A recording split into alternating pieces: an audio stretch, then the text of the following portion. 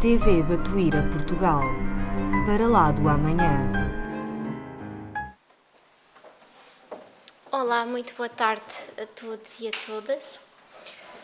Nesta tarde vamos falar aqui sobre arte espírita, mas realmente é um tema muito abrangente e, portanto, gostava só de dizer-vos que há aqui alguns temas que não conseguimos abordar nesta horinha, portanto, será para futuro, que é a arte no plano superior, não é? Em colónias espirituais, a arte e mediunidade e a arte como terapia para nós encarnados. Isso são 3 temas que não vos trarei hoje por tempo. E alertar-vos também que vão aparecer aqui alguns textos que têm palavras a negrito. As palavras a negrito foram por mim colocadas. Como sempre, começamos então com o Evangelho segundo o Espiritismo,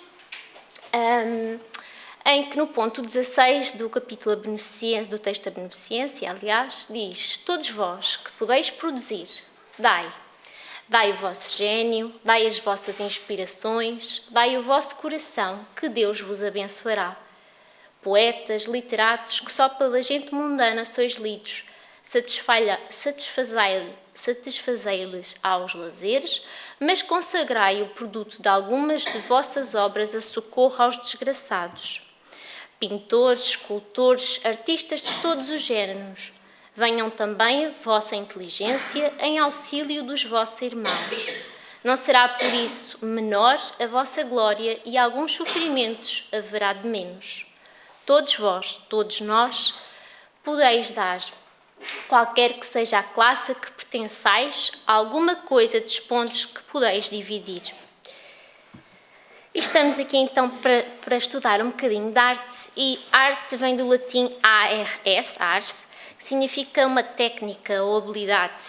No fundo, a arte é qualquer atividade que se faz uma manifestação de ordem estética, não é? Ou por comunicação, e é traduzida em várias linguagens, como vocês aqui veem. Temos a pintura, temos a escrita, temos a dança, cinema, música, arquitetura, escultura e por aí adiante. E é um bocadinho sobre isso que vamos perceber na vertente, claro, espírita, porque estamos numa casa espírita. Kardec veio então dividir 3 momentos filosóficos que correspondem a 3 transformações artísticas que existiram no nosso planeta Terra. A começar então a primeira pela época primitiva, em que nós tínhamos a arte pagã. Esta era uma arte em que nós estávamos muito focados na nossa vida material. No fundo, as representações artísticas aqui eram muito sobre a natureza, era uma divinização, não é, da própria natureza. Mais tarde, temos então, na época da Idade Média, começou a arte cristã, disse Allan Kardec. No fundo, que representava aqui os sentimentos um bocadinho atordoados que nós tínhamos entre o céu e o inferno. Mas, por outro lado, também aqui já aparece um bocadinho, é arte um bocadinho acima da matéria. Porquê? Porque já nos começa a aparecer o poder criador, ou seja, Deus, o grandioso. E nós vemos isso nas pinturas e esculturas desta época, que são gigantes e artísticas e que hoje em dia nós ainda veneramos, não é? Em várias capelas e edifícios religiosos. E, por fim, temos a época atual, que é da arte espírita, não é? Que é que estamos a estudar hoje, nesta tarde, que, no fundo, vai pegar na arte cristã e vai transformá-la, vai complementá-la, vai melhorá-la, trazendo novas ideias, não é? Que é a imortalidade da alma, a pluralidade de existências, a pluralidade de mundos, a comunicação com os espíritos, não é? E, portanto, é uma nova fase em que nós estamos já a senti-la. Aqui, nesta imagem, nós temos um bom exemplo, não é? Que é o retrato de Maria de Nazaré, não é? Em que Chico, ao olhar para ele, quando foi feito era preto e branco, e ele vai a São Paulo em 1974 e pede para ser pintado com as cores que ele vai dizendo, não é? Porque ele sabia e conhecia e, portanto, pinta para depois oferecer, como vocês veem ali, a Nena e Francisco também, e foi um presente extraordinário no meu ponto de vista, e é uma grande imagem que nós aqui temos, aliás, como outras que nós temos aqui na casa, e que se estivessem em vossa casa, aconselho, que é ali um cantinho onde nós temos um momento, às vezes, de paz, quando estamos em alguma situação mais complicada. Também, grandes nomes, grandes filósofos, grandes pensadores começaram a estudar sobre este tema do que é a arte e do que é o belo. E pode parecer que vocês vão ver aqui, por exemplo, Platão e Aristóteles tinham aqui alguma rivalidade, algum desentendimento neste tema, e pode parecer que eles são contraditórios, mas na realidade não são só pontos de vista diferentes.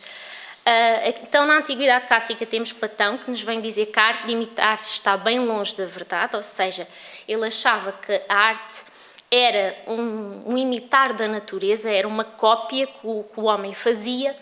No entanto, Aristóteles, por outro lado, já vem dizer que o belo não pode ser desligado do homem, ou seja, ele está em nós e é uma fabricação humana. Portanto, ele vem dizer-nos, não é bem uma imitação, é uma criação nossa, tanto que nós conseguimos ir até ao impossível, ao irracional, não é? Isto pode parecer que eles estão a dizer coisas muito diferentes, na realidade não estão, porque, como vamos ver mais à frente, os dois têm razão, e os espíritos nos vêm confirmar isso. Depois temos George Hegel, que foi um filósofo germânico, que vem dizer-nos então que a arte é a natureza vista através de um temperamento. Ou seja, aqui ele já vem colocar um bocadinho da arte acima da matéria, vem trazer um bocadinho a veia espiritual. E depois temos também o Émile Zola, que foi um escritor muito conhecido francês, que nos vem dizer então que a arte é uma manifestação sensível da ideia, ou seja, a arte já traz um cunho do próprio artista. E porquê é que nós estamos aqui a estudar o Espiritismo? Leon Denis, ali no livro O Espiritismo da Arte, que é um livro que vai aparecer aqui muito na tarde de hoje, vem dizer-nos que o estudo do Espiritismo, nas suas relações com a arte, limita-se com os mais vastos problemas do pensamento e da vida. Ele mostra-nos a ascensão do ser na escala das existências e dos mundos, em direção a uma concepção sempre mais ampla e mais precisa das regras da harmonia e da beleza, segundo as quais todas as coisas são estabelecidas no universo. Nessa ascensão magnífica, a inteligência cresce pouco a pouco. Os gérmenes do bem e do belo nela depositados se desenvolvem ao mesmo tempo que a sua compreensão da lei da eterna beleza se amplia. Lembramos aqui que todo o espírito emanado de Deus não possui somente uma centelha de inteligência divina. Ele desfruta ainda de uma parcela do poder criador, poder que é chamado a manifestar-se mais e mais no decurso da sua evolução. Portanto, ao longo da nossa evolução, nós vamos tender a alinhar estes três temas, estes três parâmetros, o bem, a verdade e o belo. Alta de Souza, no Chão de Flores, tem este verso sobre a arte. Arte nobre, ativa e bela, venha de crentes ou ateus, é sempre luz que revela a providência de Deus. E ao ler isto, eu lembrei-me logo das pirâmides do Egito. E lembrei-me também que no livro Caminho da Luz vem explicar-nos um bocadinho aqui que os egípcios foram na sua saudade torturante do céu, não é? Eles tinham uma ânsia de voltar à orbe de onde vinham, da orbe distante, e eles foram do povo que existiu a civilização aqui na Terra que maior culto à morte teve, não é? E eles foram produzindo estas obras artísticas gigantes no sentido de se aproximar de Deus e realmente de revelar a providência divina. E acho que são um exemplo extraordinário.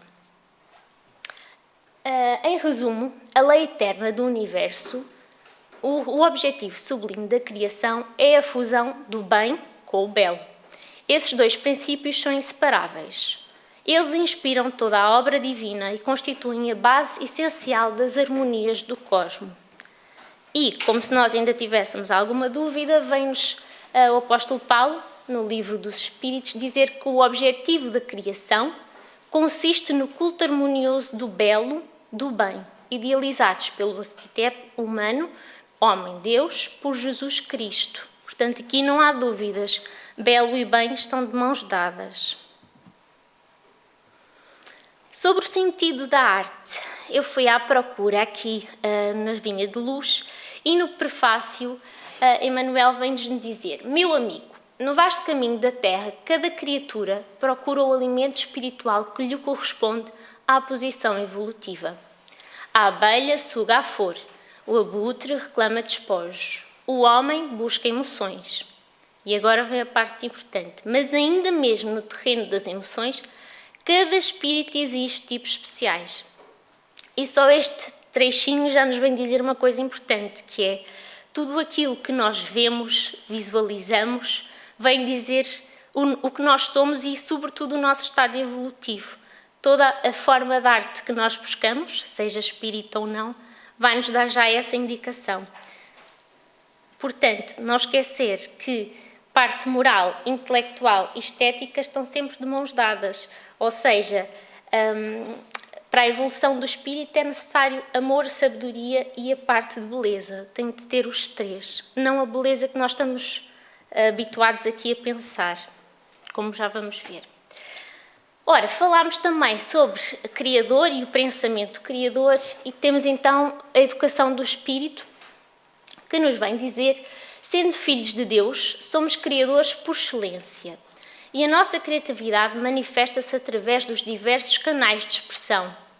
Trazemos em nós a essência divina, o germe da perfeição, e caminhamos para a perfeição relativa que nos aguarda. Cada espírito vem construindo a si mesmo através dos milénios. Jesus disse: brilha a vossa luz diante dos homens, para que vejam as vossas boas obras e glorifiquem a vosso Pai, que está nos céus. Nós não podemos nos esquecer que, como diz no Livro dos Espíritos, na questão 754, todas as nossas faculdades vêm em estado rudimentar e nós próprios é que vamos, de acordo com as circunstâncias mais ou menos favoráveis, nos desenvolvendo essas faculdades. Portanto, a arte não é um atributo do homem, é um atributo do espírito imortal. E pensando também ainda nesta frase, lembrei-me de Chico Xavier, não é? Ele era um espírito já tão evoluído que ele tocava, bastava se calhar até se aproximar os próprios livros e ele já percebia a beleza daquelas obras, não é? Se calhar nem o toque, só de se aproximar ele já via a beleza daquela obra artística.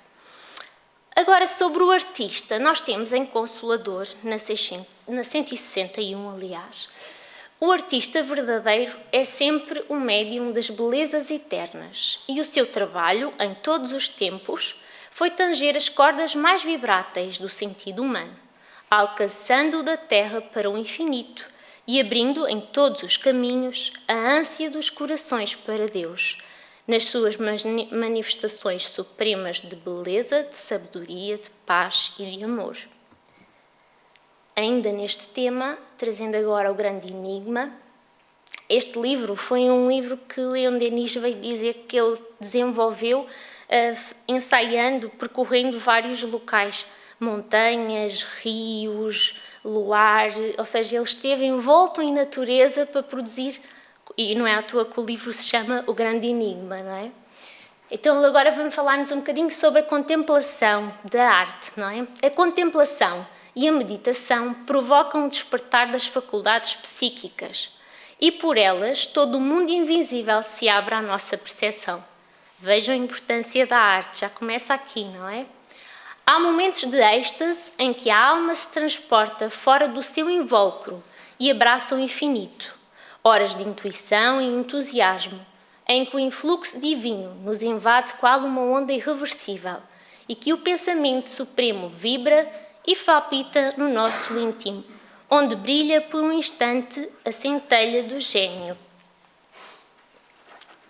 Aquele que se recolhe no silêncio e na solidão, diante dos espetáculos do mar ou das montanhas, sente nascer, subir e crescer em si mesmo, imagens, pensamentos, harmonias que o arrebatam, encantam e consolam das terrestres misérias e que lhe abrem as perspectivas de vida superior. Compreende, então, que o pensamento de Deus nos envolve e nos penetra quando, longe das tropeças sociais, sabemos abrir-lhe nossas almas e nossos corações. Portanto, a arte acaba por nos distrair um bocadinho do nosso eu e leva-nos ao alto, não é? Agora, trago-vos aqui a Revista Espírita, em que Rossini, que foi um compositor italiano muito conhecido, veio falar um bocadinho. E aqui já vamos ver porque é que Platão tinha razão, ok? Mais para a frente vamos perceber porque é que Aristóteles também tinha razão. Então, Rossini diz: nada inventamos, copiamos o grande livro da natureza e a multidão aplaude quando não deformamos demais a partitura. Ele depois começa a falar um bocadinho sobre música celeste e vem dizer-nos: esqueçam, eu ainda não vos consigo explicar o que é isto de música celeste, ou seja, a música que está no plano espiritual. Vocês não têm condições, só mais tarde, muito mais tarde. Porquê? Quem poderia encarregar-se disso? Que espírito sobre-humano, nós, poderia fazer vibrar a matéria em uníssono com essa arte encantadora? Que cérebro humano, que espírito encarnado, poderia captar-lhe os matizes variados ao infinito? Quem possui a esse ponto o sentimento de harmonia? Portanto, nós aqui não havia mesmo condições, não é? Porque nós ainda temos aqui ferramentas muito fraquinhas para compreender o que era isto de música celeste. A inspiração pessoal... desculpem, antes só explicar as duas coisas. Existem dois tipos de inspiração, segundo Leon Denis. Uma é a pessoal e a outra é que é transmitida pelos espíritos elevados. A pessoal, que é aquela que vem, que é a criação humana, que é a tal que Aristóteles falava, é a mais comum. Vós sabeis que um ser é capaz de experimentar, ou seja, de produzir arte. Vós sabeis que um ser que é capaz de experimentar esse fenómeno já é evoluído. Cada uma das suas vidas ele terá um período mais marcante que outros. Dele resultarão aquisições que se acumularão no perispírito, que é o conhecimento, não é, que nós vamos tendo. Nas existências seguintes, essas aquisições voltarão e aparecerão sob a forma de um dom inato, que é o que nós vemos aqui nestes exemplos, não é? Temos um pequenote que está a tocar acompanhado por uma orquestra, e uma orquestra de grandes profissionais. Como é que nós explicávamos isto?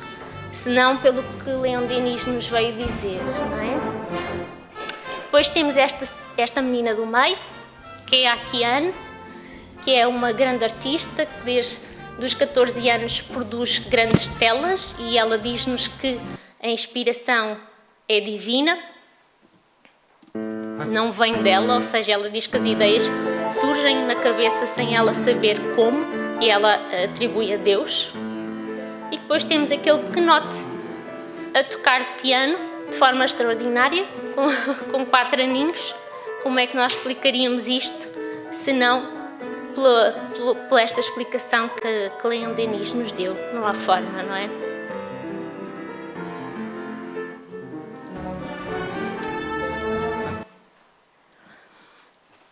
Para tornar essa inspiração mais bela, mais elevada, é preciso impregná-la de ideal e de fluidos que emanam o foco divino.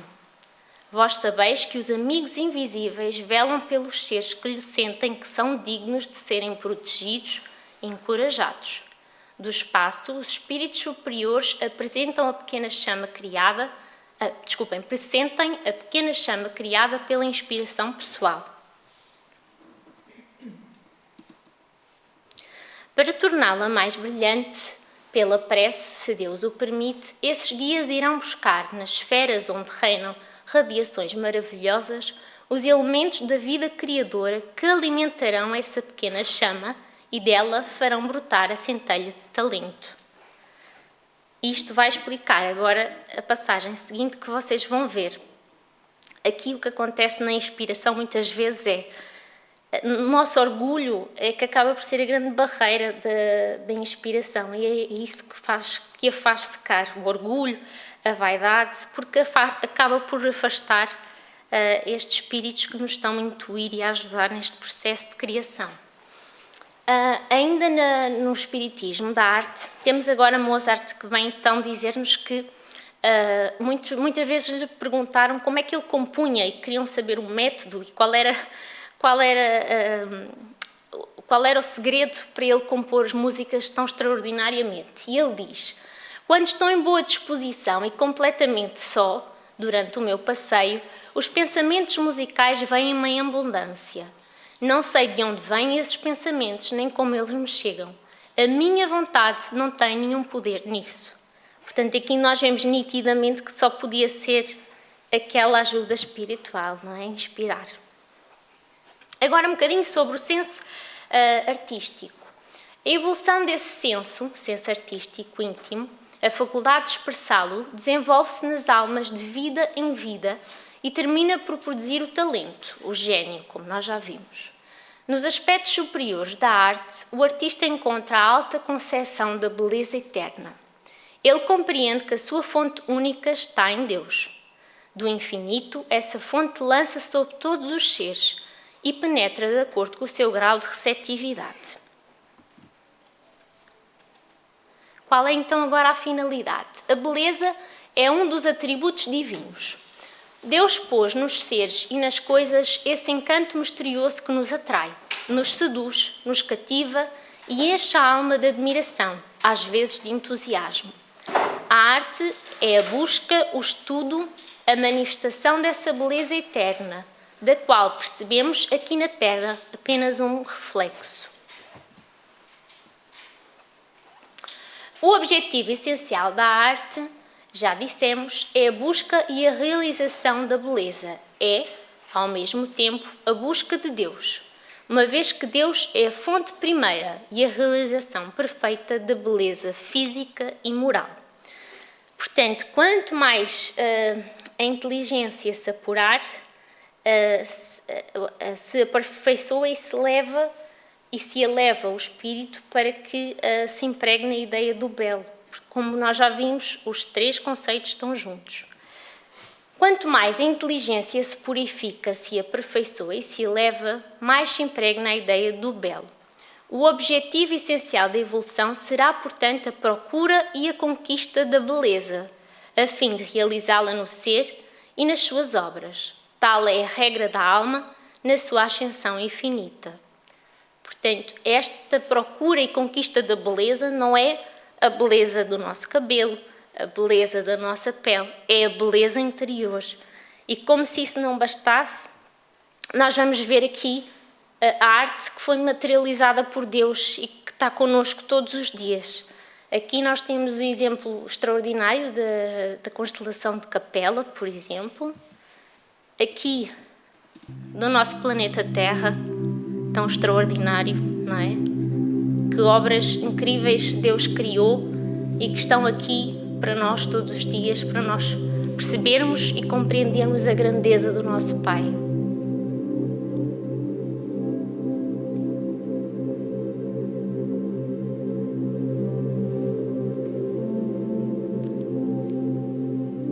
Nós estaremos ali, em algum cantinho, nós e tantos outros, neste planeta Terra extraordinário, tão rico, não é?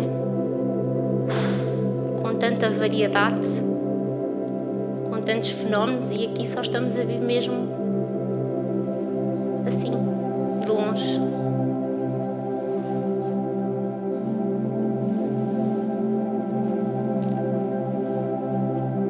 Para além deste,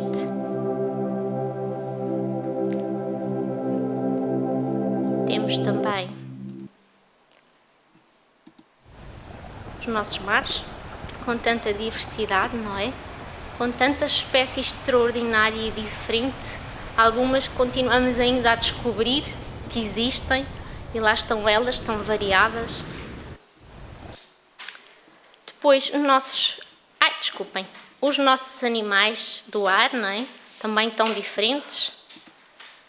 O nosso corpo, com células variadas, todas a funcionar, todas aqui em harmonia, não é?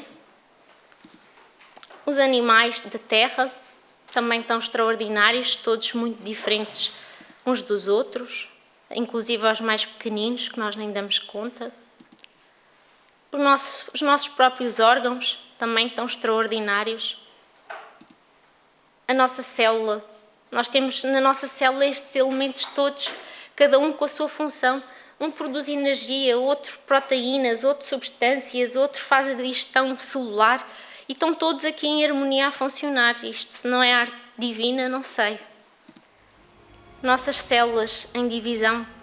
Neste momento nós temos células a trabalharem todas, conforme vemos aqui nesta imagem, a multiplicarem-se, a regenerarem, não é? Portanto, acho que este processo, só por si, é incrível, não é?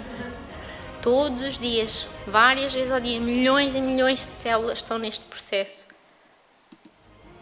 Depois temos também ainda o átomo, a partícula mais pequenina, uma matéria que supostamente será igual, unida de formas diferentes, vai produzir átomos diferentes e depois temos água líquida, sólida, em gás, não é? Temos coisas aqui extraordinárias.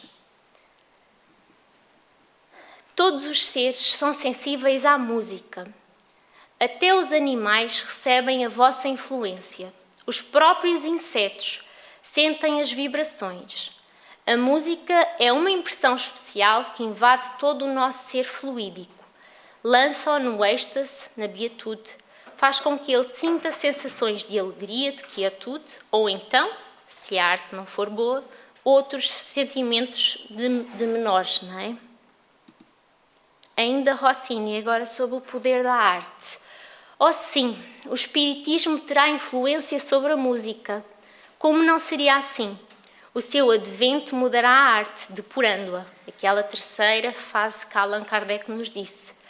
A sua fonte é divina, a sua força conduzirá por toda a parte onde houver homens para amar, para se elevar e para compreender. Tornar-se-á o ideal e o objetivo dos artistas. Pintores, escultores, compositores, poetas, pedir-lhe-ão as suas inspirações ao espiritismo e ele as fornecerá, porque ele é rico e ele é inesgotável. Entre vós, agora explica um bocadinho só do que é a arte do lado de lá.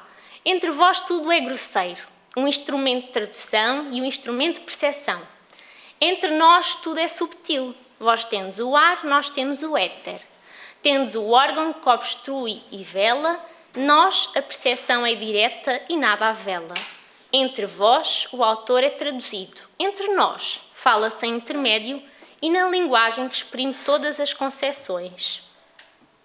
Portanto, o que ele nos vem dizer é que a arte mais bela do planeta Terra, mesmo assim, é amortecida por um véu muito espesso. Portanto, nós nunca chegamos a ver a divindade daquela arte celestial.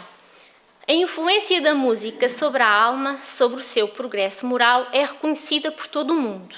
Mas a razão dessa influência geralmente é ignorada. Então ele agora vai-nos explicar como é que a arte atua em nós.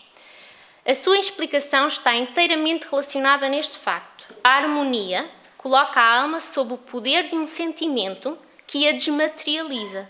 E daí nós conseguimos elevar o nosso espírito. E por isso é que nós temos arte numa casa espírita, não é?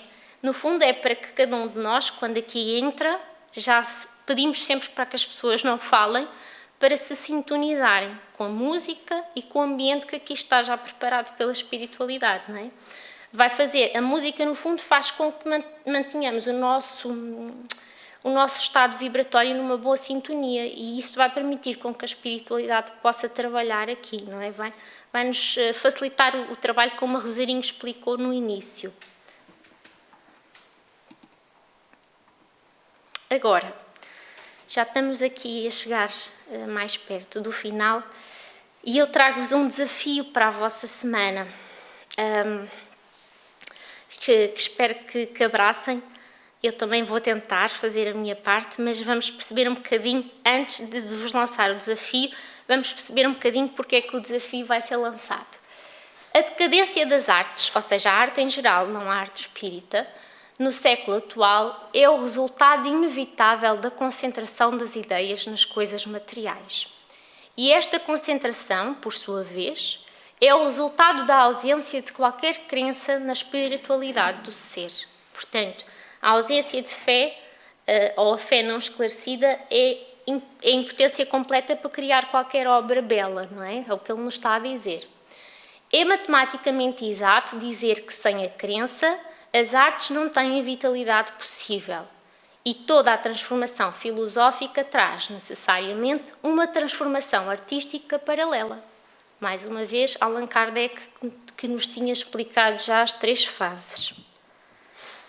Porém, em nossos dias, muito frequentemente a arte, é alvitada, ou seja, é degradada, não é? É desviada do seu objetivo, escravizada por mesquinhas teorias de escola e principalmente considerada como um meio de chegar à fortuna, às honras terrestres. Emprega-se a arte para adular as más paixões, para supercitar os sentidos, e assim faz-se da arte um meio de alvitamento. Portanto, o desafio que eu vos trago é, no fundo, nós decidirmos qual é a caneca que nós queremos ser. Ou seja, queremos ser a caneca da esquerda ou queremos ser a caneca da direita? A caneca da esquerda é lindíssima, muito moderna, toda branquinha, mas não tem nada, conteúdo zero. A outra somos nós, que já passámos por várias encarnações, portanto tem umas amolgadelas ali, tem os riscos daqui, mas na realidade ela tem conteúdo lá dentro. E isto, o que é que quero com isto vos explicar? Como já estudámos anteriormente, a arte, as coisas que nós vemos, que nós visualizamos, que nós lemos, vai definir, ou vai explanar, melhor dizendo, a nossa evolução. E, portanto, se nós ouvimos coisas nobres que nos elevam a alma, ok, estamos num bom caminho, mas se calhar não ouvimos sempre a tempo inteiro, não é? Se calhar vimos uma novela, vemos algumas situações no nosso dia-a-dia que têm palavras inadequadas, que nos baixam a vibração, não é? Que trazem, a sensibilidade, que trazem a sensualidade, que traz a violência, que traz a ira. Portanto, temos de cuidar daquilo que nós vemos, daquilo que nós ouvimos e daquilo que nós lemos, não é? É o vigiar que tanto nos vem dizer a espiritualidade amiga. E também não podemos esquecer, como vem no Evangelho, que uma árvore má não dá bons frutos. Portanto, nós verificamos logo na obra se aquilo é bom ou mau, não é? Portanto, qualquer ação nobre ou uma grande verdade jamais vão ser feias. Portanto, se aquela canção vem trazer algumas palavras más, não é? Algum sentimento menor, ela não é boa. Muitas vezes nós, por automatismo, vamos ouvindo aquela música porque estamos daquele ritmo, mas na realidade ela está a trazer-nos precisamente más vibrações, não é? Portanto, este é o desafio que eu deixo para vocês. É nós vermos nesta semana aquilo que nós visualizamos. O que é que nós estamos a ver na televisão? O que é que nós estamos a ver nas nossas redes sociais? Que livros estamos a ler? O que é que nós fazemos à hora do jantar? O que é que nós vemos ou visualizamos antes de dormir, por exemplo, tão importante, não é? Estamos a preparar o nosso sono para quê? Para descansarmos, para trabalharmos do lado de lá ou realmente para estarmos em grandes guerras e conflitos? É isso o desafio que eu deixo para vocês e também para os jovens e crianças que vocês têm, porque o que às vezes se verifica é que a informação está disponível de tal forma que às vezes para eles é normal. É normal verem uma cena de violência, é normal verem uma rapariga num placar toda bonita e acham que aquilo é que é o normal, aquilo é o padrão, é aquilo que eles devem seguir e na realidade se desfocam do caminho. E quando digo isto estou a falar numa simples telenovela, por exemplo, ou num videoclipe que às vezes nós não valorizamos e eles estão lá a ouvir a música que eles gostam, se calhar nós nem percebemos qual é a letra, qual é o conteúdo daquilo. Por exemplo, eu estava a fazer a palestra e uma amiga minha veio dizer-me, olha, o meu marido foi comprar uma mala para a minha miúda e eu já disse a ele que ele não vai comprar nunca mais, porque ele apareceu-me lá com esta mala. E ela tirou uma foto, para mim era uma mala normal. Mas o que é que dizia lá? Tinha uns bonequinhos todos giros e depois tinha uma frase em inglês que dizia born to be bad, ou seja, cresci para ser mau. E ela teve essa percepção extraordinária, essa sensibilidade e quis trocar a mala. Ela não queria que a filha tivesse aquela mala. Ou seja, às vezes a maldade acaba por estar camuflada numa coisa muito gira, né? Estava cheia de bonequinhos. A primeira opção da criança foi aquela, o pai não reparou, só a mãe é que reparou porque teve essa sensibilidade. E é esse desafio que gostava de deixar para vocês. Não podemos também esquecer que toda a arte espírita, toda a arte de bem, traz paz, amor e, no fundo, liga-nos sempre ao nosso mestre. É claro que a espiritualidade também nos vem dizer que o nosso gosto musical, o nosso gosto artístico, vai se modificando à medida que o nosso espírito vai evoluindo, está bem? Portanto, é normal que se calhar agora há pessoas aqui que não gostam muito da arte clássica e que se calhar passado umas encarnações vão passar a gostar e a compreender melhor essa arte. Por fim, temos aqui uma mensagem só para nós compreendermos. Qual é o nosso melhor artista? É o tal arquiteto que nos fala tanto o Evangelho, não é? O arquiteto do planeta Terra, o nosso Mestre Jesus, que tão bem fez esta arte do belo, não é? Ou seja, a arte de ser o belo criando o bem. Foi o que ele fez no fundo e é isso, a verdadeira beleza que esta palestra quis trazer para vocês. Portanto, Emmanuel, vinha de luz, em nosso trabalho vem dizer que o Supremo Senhor criou o universo. Entretanto, cada criatura organiza o seu mundo particular. O arquiteto divino é o possuidor de todas as edificações. Todavia, cada espírito, ou seja, cada um de nós, constrói a habitação que lhe é própria. Mais uma vez, está na nossa capacidade, temos é de vigiar e orar. Não é tão difícil, mas o nosso mestre já veio fazer a parte mais difícil ainda, que é trazer-nos a solução. Portanto, agora cabe a nós próprios melhorar. E com isto gostaria de vos deixar muita paz e peço que depois partilhem comigo os resultados do desafio desta semana. Obrigada.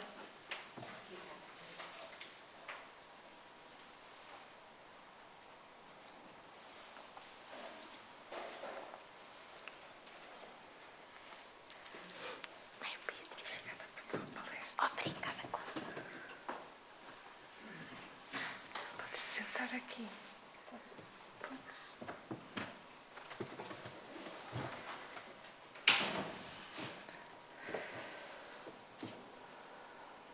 Pronto, o tema da palestra de hoje, que não é muito habitual ser trazida, mas foi muito bom, porque a arte é um dos atributos com que Deus pôs no coração de cada filho. E como a nossa companheira Bárbara aqui nos esteve a dizer durante toda a sua intervenção, todos nós temos atributos de beleza e de criação, só que uns têm esses atributos mais desenvolvidos que outros, e daí haver realmente os tais artistas em todas as áreas.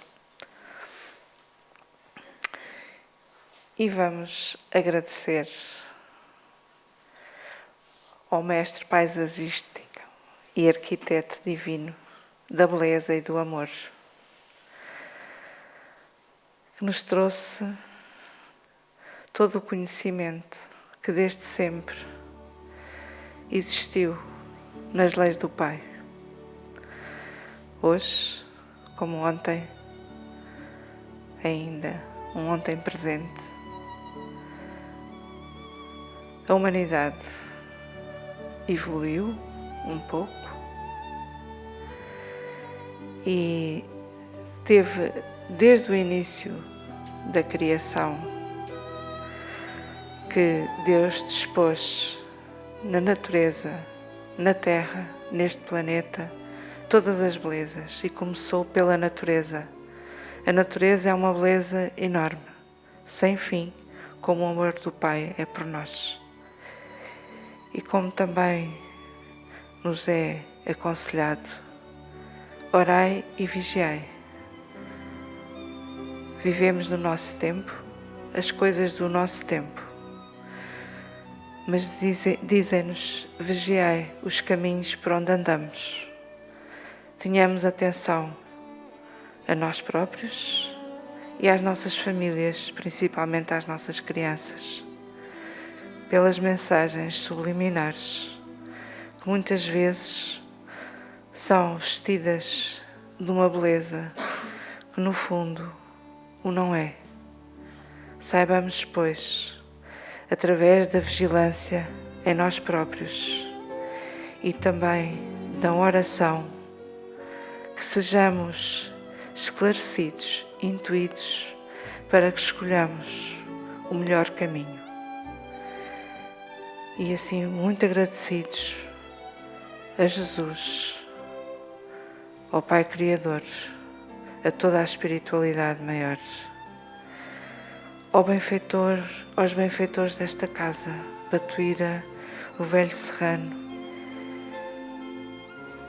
Isabel de Aragão, e a todos os amigos desta casa, a nossa gratidão pela possibilidade de estarmos aqui reunidos, recebermos estes ensinamentos e, sobretudo, temos o dever de o partilhar.